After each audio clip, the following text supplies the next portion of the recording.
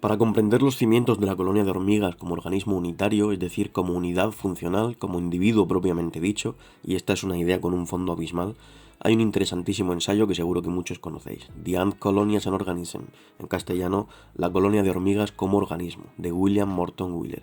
Está incluido en el volumen 5 ensayos de mirmecología, pero también podéis encontrarlo por separado si buscáis un poco por la red. A Wheeler le debemos, entre otros muchos estudios y observaciones, las bases del estudio del comportamiento de los insectos sociales, especialmente de las hormigas. Fue profesor en Harvard y dirigió la sección de invertebrados del Museo de Historia Natural de Nueva York. Este texto data de 1911 y ofrece las ideas clave, nada nuevas y aún así disputadas años más tarde y luego por fin aceptadas definitivamente, para comprender que la colonia ha de analizarse como un todo, como un conjunto, como un organismo complejo que funciona como tal. Para dar perspectiva a la comprensión del texto es interesante reparar en una indicación que Wheeler hace una vez ha expuesto su tesis principal. Temo haber podido cansar al lector con este largo intento de probar que la colonia de hormigas es un verdadero organismo, especialmente en cuanto que esta afirmación debe parecer a algunos de ustedes demasiado trillada como para volver a discutirla. Pero cuando un autor como Driech escribe un extenso trabajo en 2 volúmenes sobre la filosofía del organismo e ignora completamente los organismos coloniales, quizá pueda perdonarse que un zoólogo pasado de moda llame la atención sobre una concepción biológica bien fundada aunque algo gastada. Evolutivamente hablando, Wheeler resuelve las cuestiones que décadas antes desconcertaron a Darwin. Hay que observar al grupo y no al individuo, precisamente porque, en este caso, el individuo es el grupo. Es en el grupo como organismo, o sea, en la colonia, donde reside, si podemos hablar así, el gen a transmitir. Esta idea salvaría, por ejemplo, la aparente extrañeza del sacrificio de algunas obreras, que serían así las más aptas en defensa de la colonia, es decir, el sacrificio de aparentemente los individuos más aptos con el fin de que el grupo, que es en este caso nuestro individuo, prevalezca.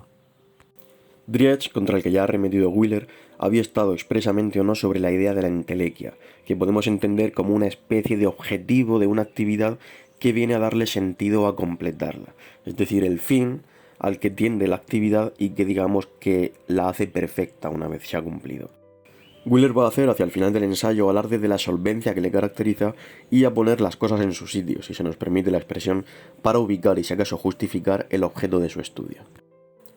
Confieso que encuentro la entelequia tan inútil para ayudar a desentrañar las complejas actividades de la colonia de hormigas como otros la han encontrado para analizar el organismo personal.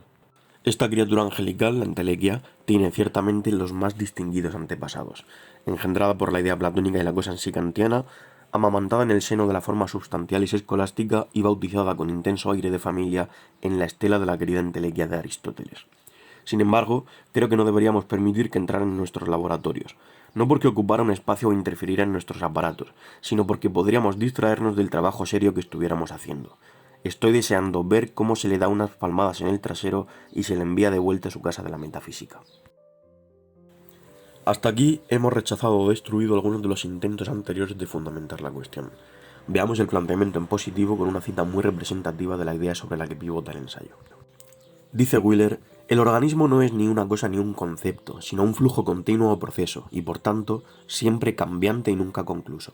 La mejor definición formal que puedo ofrecer es la siguiente.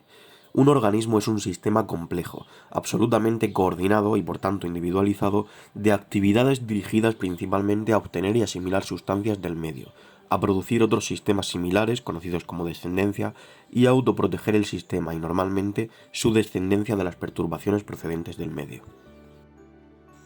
Es decir, Wheeler elabora esta definición de forma que sea lo menos definitoria posible. No hablamos de una cosa o un concepto, sino de un flujo continuo, dice, y estableciendo que, en tanto que sistema individualizado, se centra en la propia supervivencia, en la reproducción y en estabilizarse en el medio en el que está.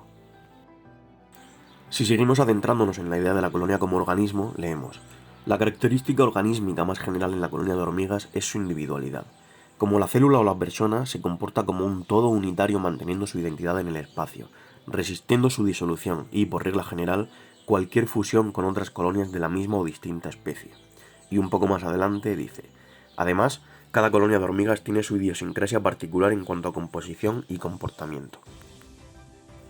Entonces, si la colonia es un individuo, y así hemos de analizarlo, ¿qué consecuencias fundamentales podemos extraer? Una de ellas, probablemente la más clara, es la forma que tenemos de pensar en la reproducción de las hormigas.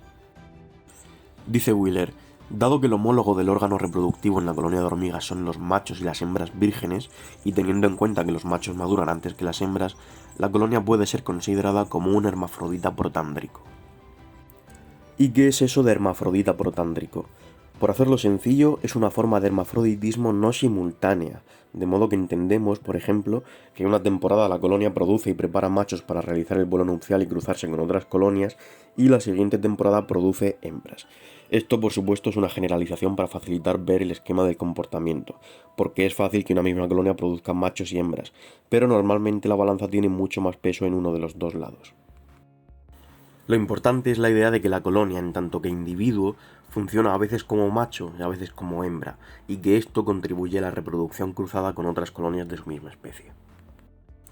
Esta colonia de Mesor que vemos, y siempre contando con que el comportamiento en cautividad varía inevitablemente, produjo el verano pasado varios cientos de hembras y apenas algunos machos. Quién sabe si este verano cambiarán las cosas de cara a la producción de alados.